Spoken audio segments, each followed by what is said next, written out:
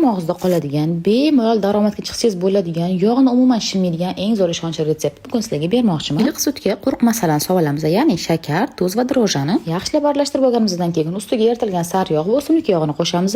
Ketidan tuxum va qatiq qo'shamiz. Endi yaxshilab aralashtirib, elangan unni solib, qo'lga yopishmaydigan yumshoqqina xamir qo'shishni boshlaymiz. Qo'lga yopishmasligi uchun nomiga o'simlik yog'ini ham qo'shib olamiz. Ustini yopib, yarim soat davomida oshirib olamiz. Kartoshkaga suv, tuz solib, qaynatib, pyure qilib olamiz. Endi oshgan xamirni teng 25 bo'lakka zuvalachalarga bo'lib chiqamiz. Har biri zuvalachalarga bo'lingandan keyin 10-15 minut davomida ustini yopib, shu holatda oshirib olamiz. Xuddi ko'rsatilgandek qilib tugishni boshlaymiz.